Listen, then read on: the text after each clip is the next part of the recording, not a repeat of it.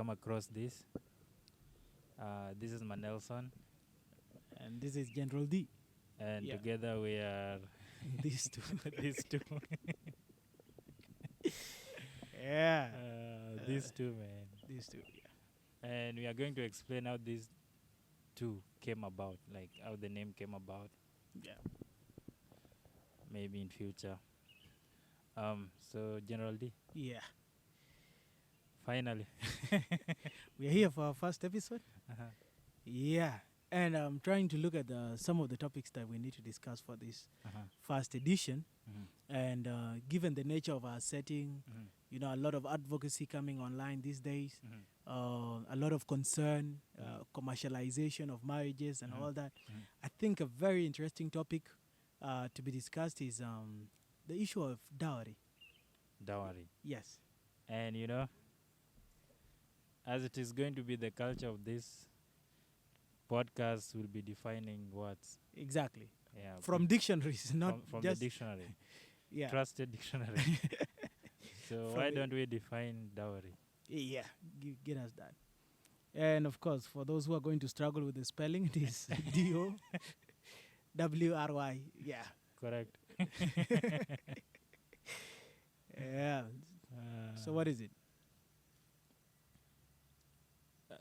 So we have two definitions. Mm-hmm. So definition number 1: Mm-hmm.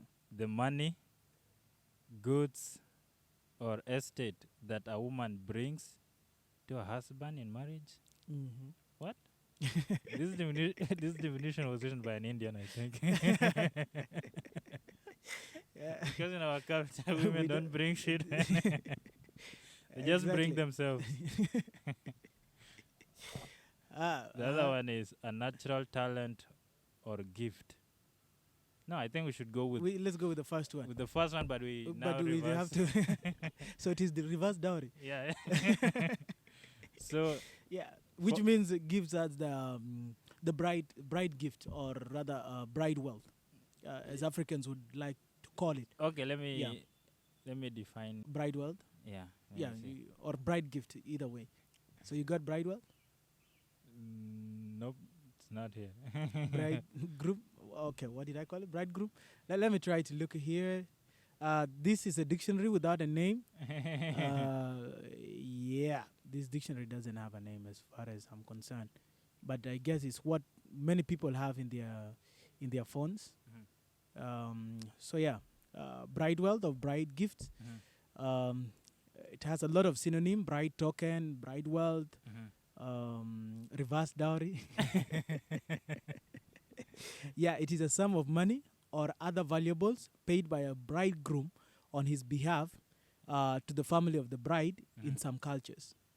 Yeah, so that's the definition we are looking for. It is not the right one that we are looking for, but it serves our purpose in the meantime. Yeah. Yeah, So, because if you look at this case, it is is by the the bridegroom yeah. on his behalf. Yeah. Yeah. So dowry in the context of, let's talk about cultures, Jieng. Like, And this is something that beats my understanding with most people who advocate against. If you look at it within the South Sudan context, as a general, we have different communities that give different types of bride wealth. If you look at within the Nilotic, these nomadic Nilots, that is the Jieng, the Nuer, the Chulo, there is a certain difference when it comes to bride wealth. If you come to these other language groups, the Eastern, especially the Equatorians, bride wealth is different. It has nothing to do with cows, has nothing to do with animals in most cases. yeah, I hear they do yams and cassavas.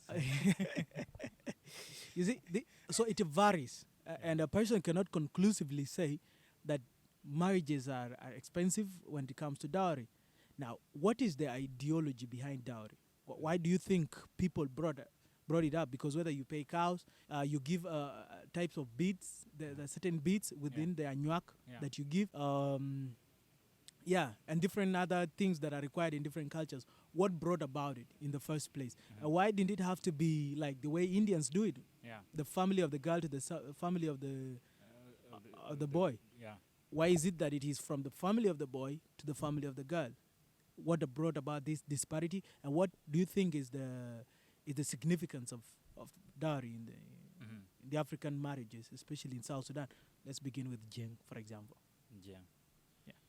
So in Jieng, I think the reason why we pay dowry, I think that two reasons. One is to like tell the girl's parents that you can be able to take care of this girl. Like you have enough. You have enough to give. So it's more of and social security. Enough, yeah, enough to spare and enough to eat and enough to do all of this. That's one. Two, this girl you are taking her from her parents, she was giving service at home. She was fetching water. So it's like that service that she was providing to her family now is going to be provided to you. Yeah. So it's in other words, you're compensating for the vacuum that is being created. Yes. But not necessarily buying the lady as how that would put it. Yeah. And you know, there are a lot of concepts that are surrounding the concept of dowry itself, as most people commonly refer it to. Yeah. One, like you mentioned, it's this girl is offering services, and number two, you as a man need to put that security that you can take care of their daughter, because in some cases you find that there is a wealthy family where the girl is brought up, and maybe you as a man, you'll have to assure the family of the girl that you people can manage. And one interesting thing is how we conduct it especially in the Jieng context. It's communal. Sometimes you'll even find the person marrying doesn't remove a penny. Yes. And still the marriage goes on, cows are paid in their numbers, and what have you. So in that, I would think it's a source of social connection, especially if you look at the dowry negotiations, how families come together, get to interact, and then after the conclusion of the negotiations, animals are killed, bulls especially, people dance. So in that, there is creation of a social fabric that will bind these two new families joined. That's why, especially in the Jieng context, most times whenever they are dowry, people would say, in the marriage and so, I got something. So they become affiliated to the new home of the girl based on the dowry that was brought. So it extends family relations, not just on the side of the family of the girl, but also to the extended families. One thing people don't understand nowadays is that marriage is communal. Yeah, a lot. Yeah, so you are of the community, for the community, by With the community. With the community. All of that. Because long time ago, even if you die, your wife or your kids will be taken They will be taken care of. So the community is responsible for you. The community has a duty to take care of you, and you also have a duty to take care of the it. community. And dowry used to play a lot of roles. And one thing most people question lately is what is the significance of bride wealth in the current context? Because people are looking at it at the commercialization aspect. That's true, by the way. And I'm trying to look at, for example, football. Are we commercializing the players? And if we do, are we enslaving them? Because it's almost the same theory here, that you are buying the service, not the person. Because when a lady comes, and this is very common, back in the days, the offspring of that particular lady, they are no longer going to be from her side. They are going to be from the side of the man. Which means you are depriving them of people. Which and means you have to... People means labor. People means labor, yes. So this was a huge role that was being played. But you see, lately there is a lot of individualism, where you produce your own food, you eat it by your own. There are no communal wars to be fought to defend territories. So it is slightly losing its value. But I think it had a lot. But maybe that would be a topic of another day. Let us review it on the concept of then days, of the then days. What do you think, other than the social security, the social fabric, what other roles was dowry playing? Well, like dowry, it was also a sense of pride. Mm-hmm. You know, like the more dowry you pay, the more like people like. I'll be like, that guy, Yeah, damn, he there's got it. prestige Yeah. attached to it, Mm-hmm. and that's why you can pay as much as you want. There's no limit. There is no limit. There's no limit. You can pay as much as you want. But there is an under limit. But there is bare minimum, but there's no No, maximum. there's no maximum limit. Yeah. You know, so it also a sense of pride, and that's why like men used to compete. Like, it's And not because they're like buying the girl. It's about them. It's not about the girl. it's about the pride that they Yeah. will get out of, you Yeah. know, you came in and you start competing with other people. Yeah. And then also it was a huge pride for the girl. Yeah, Because for the girl too. when a lot of men come for you, Yeah. it's a big honor for the family. Yes. And it's a big honor for you as a Yeah. girl who has, you know, chastised herself. Yeah. You haven't gone out, had random sex, Yeah. got pregnant anyhow. Yeah. You have kept, you know, Yeah. yourself. Yeah. And so people would come. And also it's an indication if you are hardworking. So whenever there are a lot of suitors, it could mean a lot for that particular lady. Yeah. Physical beauty, hard work, you know, a sense of responsibility. Yeah. And it was also an honor for the family that they were able to bring up a girl that is upright. And it's also an honor for the side of the guy Yeah. that they were able to bring up an upright person. Because Yeah. one thing most people used to look at in the case of dowry Yeah. is if a man is well behaved. Yeah. Because even if you come with 100 cows Yeah. and there is a man of good dignity that Yeah. comes with 30 cows, Yeah. they'll give the guy with 30. And also, sometimes it has nothing to do with you. It could be your community that has a bad reputation. Exactly. So And even you if get you're it. a good person individually, the fact that your community Yeah. has some bad name is going to ruin that. Like we said in the beginning, it's communal. It's communal, yeah. So the reputation of community or your personal reputation matters. And now this brings me to another question. Yeah. What are these factors that maybe would increase marriage or would increase the bride wealth? What are these factors that were dictating it? Because we see in some cases, there are people who pay 15, 11. Yeah, 15. Then in some cases, there are those 30, others 500, like in Yeah. the case of Nyalong. Okay. Yeah. One. Okay, there are different types of marriages Uh-huh. I like that. in Jieng, right? Yeah. Non Keny. Uh-huh. So banyak Keny. What is it I called don't in know English? in English. What's that? Yeah. So Keny. But Keny is like the special kind, you know. Mhm. Like, but The big one now, like the big brand one. wedding. yeah, this is Yeah. like official, whatever. You go to the family of the girl. Yeah. So Yeah. if you are doing Keny, Uh-huh. your price is going to be up.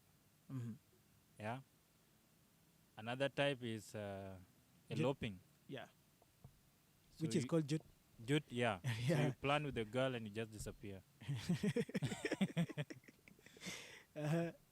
That one, the price is not going to be the same like Like the doing- one for if you do Kenya. Keny, yeah. Uh-huh. Wanong banyaliat. Uh-huh. So the girl teen gets pregnant before marriage. Mhm. The price is going. So be it keeps different. coming down. Yeah. Uh-huh. Which other one do we have? I think there are those. There are those, yeah. Yeah. There are those. There are three.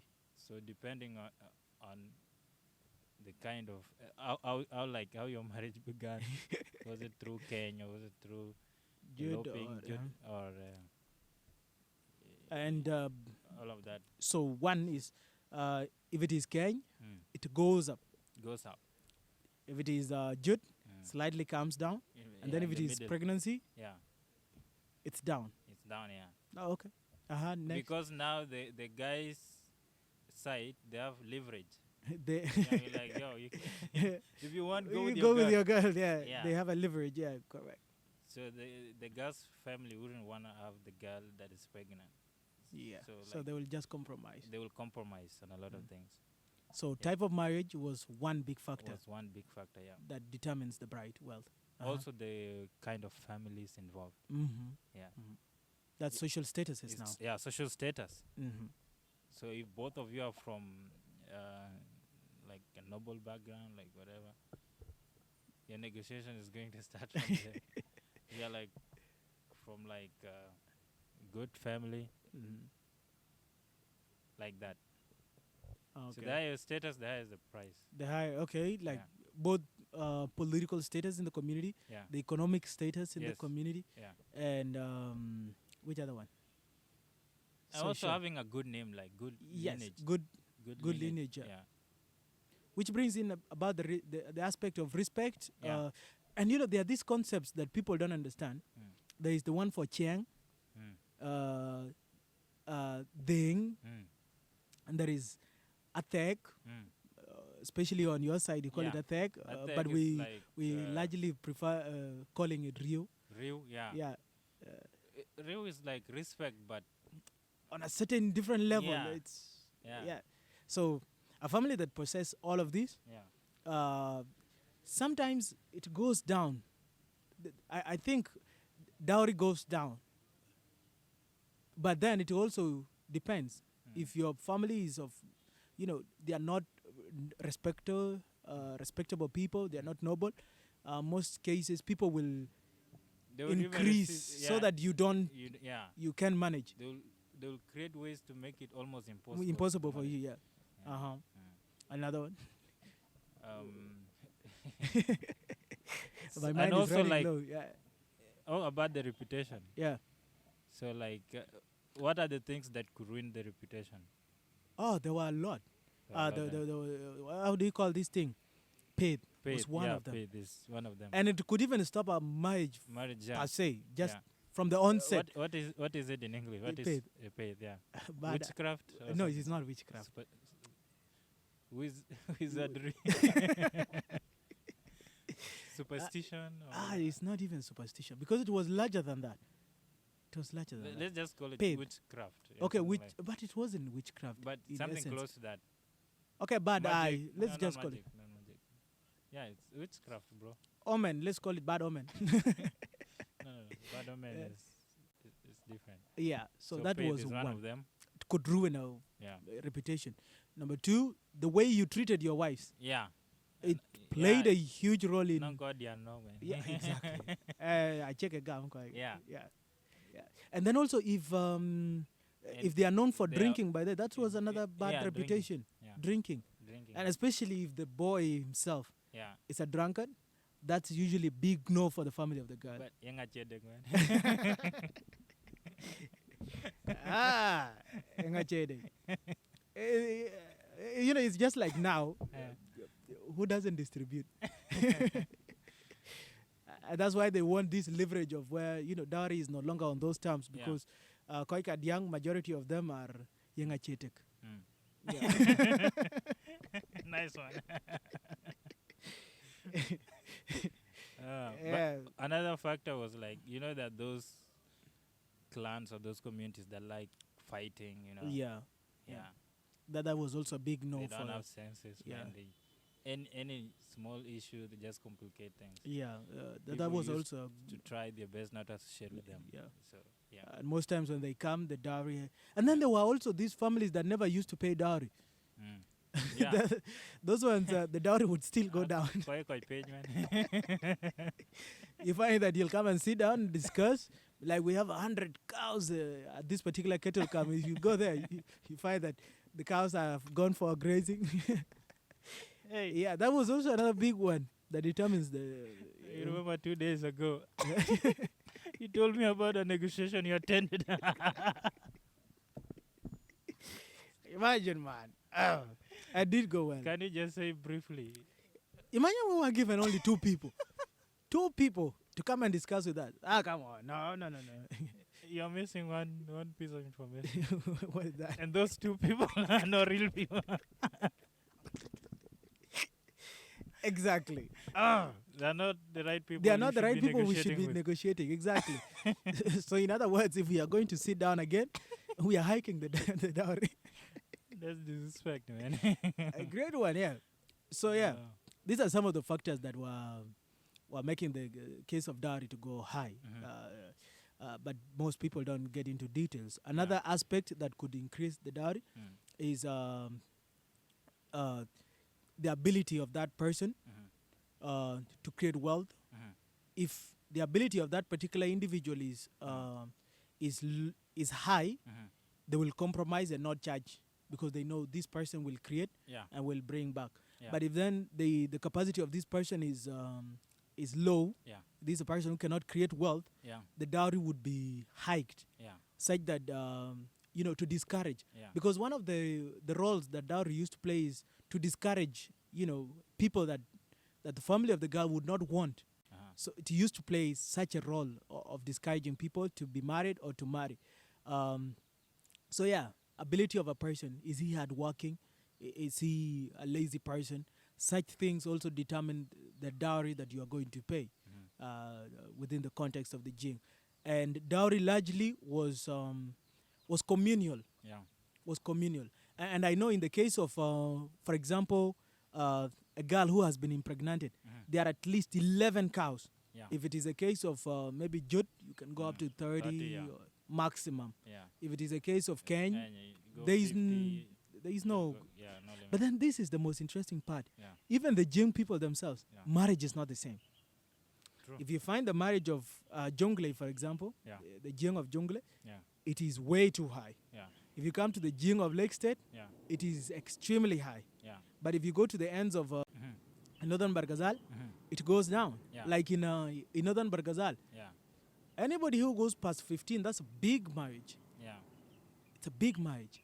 That is in a will, right? Yeah, in a will. In a will, it's actually 11, if I'm not wrong. Yeah, it's 11. It's 11. But if you go to 15, that's his excess. And the whole community will rejoice. But if you come to areas of Bor or Rumbek, that's an insult. Yeah, so dowry. Yeah, okay.